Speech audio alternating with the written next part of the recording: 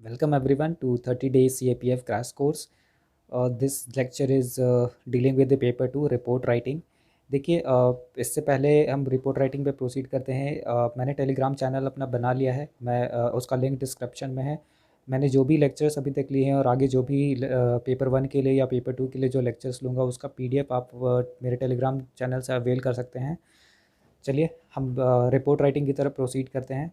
देखिए report writing में format पे 2 से 3 मार्क्स आपको मिलता है। आप ध्यान से देखिए, ये पूरे रिपोर्ट राइटिंग के लिए बहुत ही प्रोडक्टिव लेक्चर है। देखिए सबसे पहले जो होता है टॉपिक को आप डबल इन्वर्टेड कॉमा में आप उसको बीच सेंटर में लिखते हैं। जैसे मेरे टाइम पे जो टॉपिक आया था मॉब लिंचिंग पे, तो जो इंसिडेंट हुआ था, आप कोई भी जैसे टॉपिक आ गया कि मॉब लिंचिंग इन पर्टिकुलर एरिया, तो आप टॉपिक मैंने ऐसे लिखा था कि mob lynching in that particular area और उसको डबल इन्वर्टेड कॉमा में मैंने कोड कर दिया था। That was the topic. उसके बाद फिर आपको लिखना है नेम। देखिए आप यहाँ पे कुछ भी XYZ लिख सकते हैं, लेकिन आप मेक श्योर करें कि आप यहाँ पे अपना नाम ना मेंशन करें, क्योंकि जो एग्जामिनर होते हैं वो आपके नाम से और यहाँ जो आपने नाम मेंशन किया टैली भी करते हैं। तो आप इस बात का ध्यान रखें।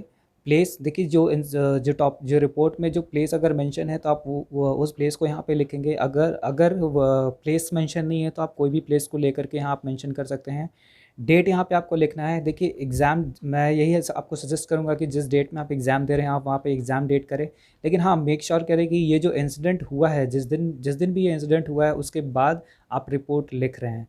इस बात का आपको ध्यान रखना है। ऑब्वियसली इंसिडेंट होने से पहले रिपोर्ट कैसे लिख सकते हैं, क्योंकि report writing is all about कोई इंसिडेंट हो चुका है, आप उसका रिपोर्ट तैयार कर रहे हैं। फिर आपको देखिए जो पहली बात आपको ध्यान रखना है कि रिपोर्ट राइटिंग पास्ट टेंस में आपको कवर करना है, क्योंकि वो इंसिडेंट ऑलरेडी हो चुका है और आप उसके बारे में रिपोर्ट तैयार कर रहे हैं। तो आप ध्यान रखें कि टॉपिक को आप सेंटर में लिखें और उसको डबल इन्वर्टेड कॉमा में लिखें। उसके बाद फिर एकदम लेफ़्ट कॉर्नर में आप नेम प्लेस डेट लिखेंगे। उसके बाद आप डायरेक्ट जंप करेंगे फर्स्ट पैरा पे। देखिए फर्स्ट पैरा जो है वो ग्लिम्स बताएगा टॉपिक का। मैक्सिमम आप 3 लाइन यूज़ कर सकते हैं। जैसे कि मेरे टॉपिक में था मॉब लिंचिंग पे, तो मैंने उस इंसिडेंट के बारे में लिखा कि इस पर्टिकुलर एरिया में मॉब लिंचिंग हो गया है। आपका और कुछ आप ऐड ऑन कर सकते हैं। मेन जो फर्स्ट पैरा आपका एक ग्लिम्स देना चाहिए कि आखिर ये रिपोर्ट किस लिए बन रहा है। सेकंड पैरा जो है आप issues related with the topic, जैसे मेरे केस में मॉब लिंचिंग था तो उससे क्या हो रहा था, तो इश्यूज़ आखिर क्यों हुआ। तो यहाँ पे कोई फेक न्यूज़ सर्कुलेशन के कारण मैंने लिखा कि फेक न्यूज़ सर्कुलेशन के कारण यहाँ पे मॉब लिंचिंग इस एरिया में हो गया था। तो ये इश्यूज़ था कि फेक न्यूज़, फिर उसका इम्पैक्ट क्या हो रहा था। तो देखिए थर्ड पैराग्राफ में आप जो इंसिडेंट हुआ है उसका ओवरऑल सोसाइटल इम्पैक्ट या ओवरऑल इम्पैक्ट क्या हो रहा है। तो मैंने इम्पैक्ट लिखा था कि सोसाइटी में इनटॉलरेंस फैल रहा है। तो यहाँ पे भी आप 2 से 3 लाइन देखिए। Try to keep the report case, that is keep it small and simple, क्योंकि जितना आप चीज़ों को कॉम्पैक्ट रखेंगे उतना ही एग्जामिनर खुश होकर के मार्क्स देंगे। तो फोर्थ पैरा जो है वो लास्ट पैरा होता है और इसमें जो भी इनिशिएटिव अभी तक लिए गए हैं आप उसके बारे में मेंशन करेंगे। जैसे कि मेरे के मॉब लिंचिंग में जो रिपोर्ट था उस टाइम पे गवर्नमेंट ने स्टेप लिया था कि व्हाट्सएप पे जो मैसेजेस फॉरवर्ड हो सकते हैं वो मास में ना हो करके it was concise to 4 to 5 people. तो इस टाइप से गवर्नमेंट स्टेप है। और भी कई सारे स्टेप्स थे।